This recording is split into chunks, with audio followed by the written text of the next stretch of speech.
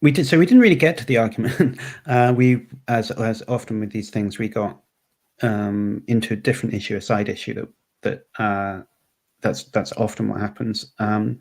So to me, the argument generally works by saying something like, look, contingent things, that is, things that could be otherwise, have explanation for them, right? Like, I mean, why is this cup got water in it rather than beer or something, right? Like normally there's some explanation, something that you can point to that explains that, and often that is in terms of causation or whatever. It's like I poured a thing, water in rather than beer or something, right? And then the idea is that, whereas like, I don't know, necessary truths don't have explanations like that. Like, I mean, I don't know, why is 4 divisible by 2 or something? I mean, it just is, right? There's no way it could have been any different, right? There's no point talking about how things are as an explanation for why that's the case. And so that sort of intuitive distinction there, that contingent things have explanations and necessary things don't, you start to have this, well, you can sort of generate the trilemma there, right? Because, well, this contingent thing's explained by that thing, and if it's explained by a contingent thing, then the thing that explains it will have an explanation. And this like starts to make it sort of chain of explanation going back, right? And either that chain goes back forever, right, with one contingent thing explaining the next one, right, like a family tree or something, or that chain of contingent things stops, and the stopping point is a contingent thing that doesn't have any explanation for it, right, an exception to the rule, or it terminates in a necessary thing, right? Well, my way of thinking about that situation is that really there are only really 2 broad ways that things could be on that, right? Either the I mean, let's put the infinite regress thing to one side for a second.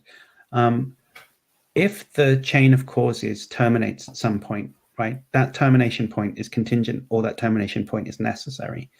If the termination point is contingent, then the whole lot is contingent, and you could complain about that by saying, well, why though? Well, like, why does it go back to a certain point, like the Big Bang or something? Big Bang didn't have to happen, but now that it did happen, all the stuff that follows it.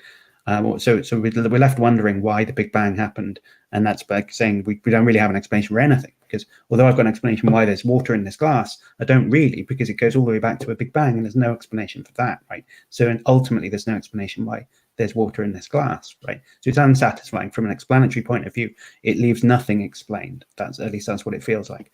But then the problem is, if you go the other route, right, and you ground the explanation, the terminus point for the chain of explanation ends in a necessary truth, right, or a necessary thing. But well, it feels to me then that the problem is that it makes the world necessary as a consequence, right? And if we start off by saying, well, only contingent things need explanation, then you end up just saying, well, the world is necessary. And then because necessary things don't have an explanation, the world doesn't have an explanation. And then it's like, well, there's no explanation for why there's water in here at all, ultimately. And so both of them end up with there being no explanation of why there's water in this glass, right? And that's just unsatisfactory, because we have this desire to explain why these types of things, or at least we have a kind of local explanation, but we want there to be a more a wider explanation. And the reason that a necessary thing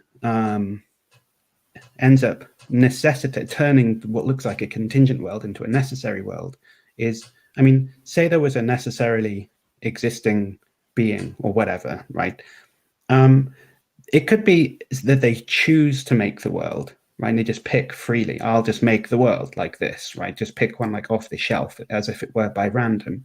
Then that choice was contingent, right? And then you're basically left with a necessarily existing being that does something that doesn't have an explanation why they do it, right? Why did he make this world instead of a slightly different one, or no world, or a completely different one? Like what explains that, right? That's just a contingent event. So the chain of contingent events basically just goes back and then stops with a stopping point, which is God's action. And that was contingent. It doesn't have an explanation. And it just looks exactly the same as the view that contingent explanation just stops. The terminus point is a contingent event. right? And we already said that was unsatisfactory. So if it's God just choosing freely without any, if it's just a contingent event that doesn't have an explanation, then that doesn't help us at all. It's not. It's actually no different from. It's just a species of the other type of causal chain, right? Well, on the other hand, if God's choice was, if it's not contingent, then it must be necessary. That's the only other option it could be, right?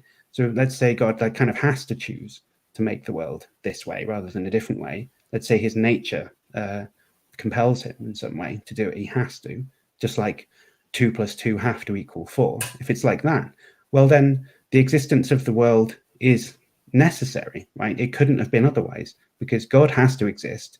He has to have this nature, and this nature is such that if he has it, then he'll necessarily make this world, right? So then we're just a necessary consequence of a necessary truth, right? And any consequence of a necessary truth is itself a necessary truth. That's a basic axiom of modal logic. So it just seems like, I mean, then it's just there's no explanation anymore, because, well, it's just necessary all the way down, right? It's necessary that God exists. It's necessary that, and if necessary truths don't have explanation, and the world is just a necessary truth because it follows from a necessary truth, then it doesn't have an explanation either. So again, we just left with there being no explanation. So it feels to me like the ultimate, this is my problem with the contingency argument, is that there aren't really three options. Well, I mean, the third option was that there's a never-ending series of cause and effect, right, going back forever without a terminus point. But then the sort of classic objection to that is that someone will say, well, why is there a never-ending causal sequence of these exact events and not some different ones, right? And then you can just take your pick, right? You just say, maybe it's necessarily true that there has to be an infinite sequence of these causal events, or maybe it's contingently true. And it seems to be nothing you can pick between them, but those are still the only two options. And if it's contingent, and there's no explanation for it, or it's necessary, and there couldn't be an explanation for it, right? But either way around, we're stuck in we're playing a game here that doesn't have an escape route. It's like a misprinted Sudoku, right? It doesn't matter what you do, you're not going to get the answer. So it just feels to me like it doesn't help to point to a necessary being regardless, because he's going to be limited to either doing something contingent or doing something necessary. And either way, it's game over, it seems to me. So that's my general thought about the contingency argument.